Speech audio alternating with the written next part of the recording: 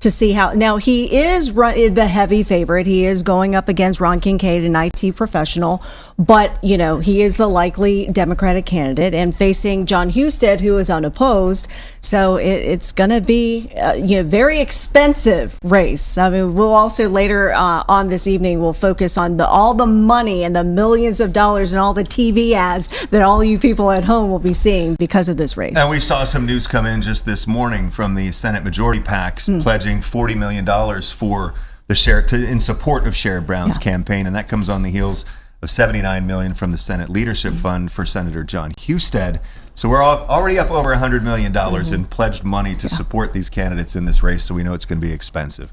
Mel, huge race also in the Toledo area tonight. Yeah, the House race, District 9. Marcy Kaptur is unopposed here in the primary, but Derek Marin is running against her on the Republican side, Josh Williams, and then some other names.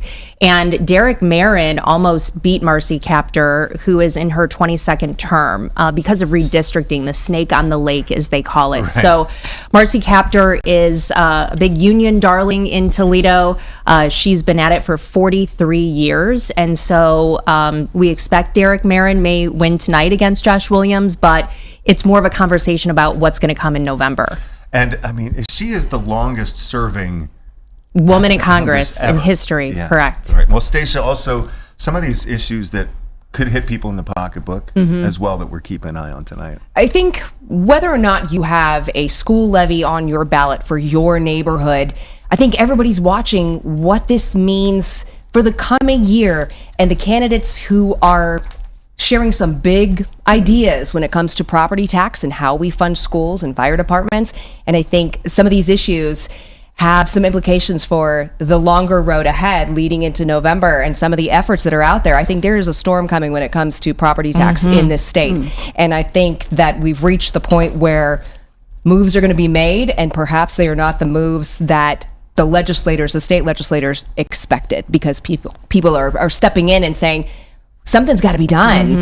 And everybody feels like property tax is an important issue to them. And income tax tonight as well. I just got a text from our photographer who is with our reporter, Kat Simon, covering the levy issue in Pickerington here in central Ohio. They are asking for a 1.25% income tax increase to fund schools. And he just told me that the line is still out the door at the location there. I believe this is the live shot from there. You can see a few people still outside with 26 minutes to go. And the weather is terrible too, and these folks are showing up. 26 minutes to go until the polls close.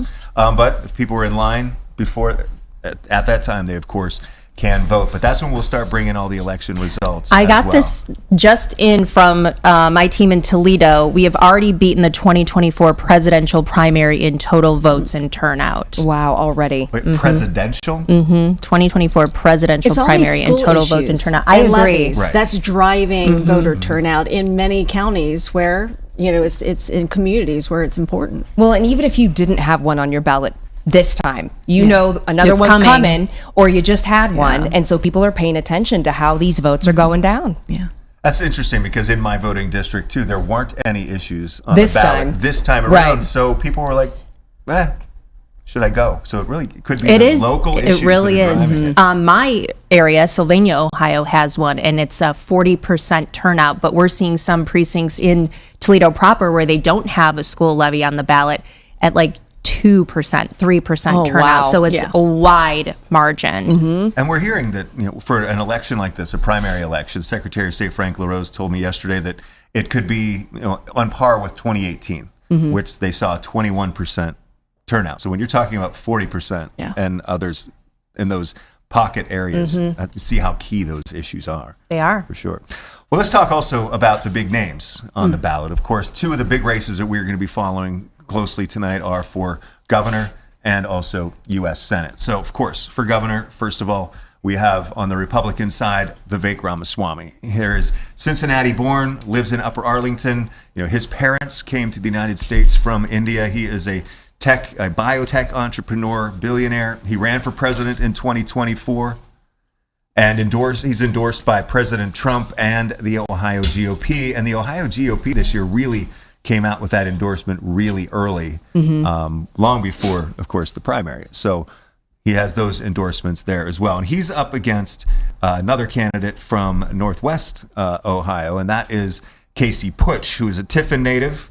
He's the founder of Genius Garage, which is a nonprofit aimed at helping youth grow careers in automotive industry, as well as, I believe, aerospace. And he's running on a platform of being a Republican for the working class. And on the Democratic side, there is only the one candidate that the voters, I guess, can't really choose from one, right? But Amy Acton is on the ballot there from the Democratic side of the ticket. Youngstown native, lives in Bexley right now in Central Ohio. She started her career as a pediatric physician. She, of course, was the Ohio Department of Health director during the early days of the pandemic from 2019 to 2020. Many of her issues, she's been talking a lot on the road about affordability. That is Amy Acton's big push right now, talking about helping with child care and also energy costs and things like that. And she's certainly a name that people are familiar with, whether or not they're voting for her tonight on their vote, Right. on their ballot rather.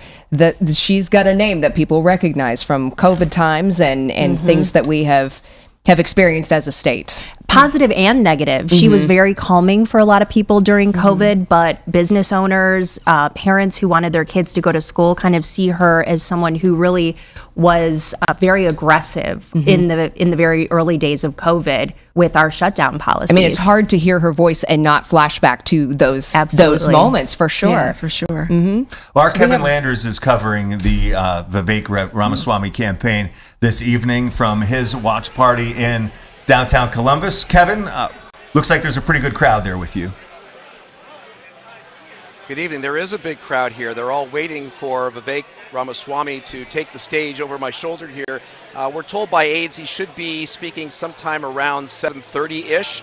Vivek isn't here, but there are several prominent Republicans here awaiting his speech, including, if you can see him, you can see he was there over my shoulder, but the Speaker of the House, Matt Huffman, is here, as well as Rob McCauley, Vivek Ramaswamy's running mate, is here awaiting Vivek to take the stage.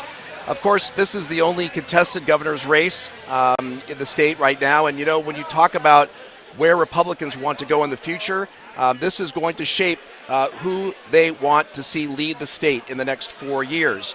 Vivek Ramaswamy has taken a little bit of heat for some controversial issues that he's supporting, including raising the voting age to 25. He does want to roll back property taxes back to pre-COVID, as well as phase out the state income tax as well. He says, he told you, matter of fact, Doug, today, that part of that ideology is that he wants to be more competitive, not just within Ohio, but other states like Texas, to bring more businesses back into the state. And Ohio obviously has quite a track record of bringing large companies. Just recently under Governor Mike DeWine, when you look at Anduril, when you look at Intel, you look at some of the other companies that have come here, they come here because of cheaper energy costs. They look at the income tax, look at the property taxes, and those are all very attractive to bringing businesses back in the state. And I think from Vivek Ramaswamy's point of view, that by rolling back some of those income taxes, that they'll be made up by all those business taxes that are flowing into the state. Ohio has a lot of issues, energy being one, housing affordability being the other. Mr. Ramaswamy has made those part of his platform to try to bring more affordable housing to Ohio by making it easier for first-time homeowners especially to buy a house in this state. So it'll be interesting to see what happens tonight. Most people predict that he will win the nomination. And then the question is, moving forward, how will he begin to formulate that platform so that voters can really understand not only the nuances of it, but how he plans to accomplish that in the future. And that's something obviously we'll be watching every step of the way. Back to you guys. Yep, and Kevin, we had that zoomed in shot there. That is Lieutenant Governor candidate Rob McCauley, as you mentioned, over your right shoulder.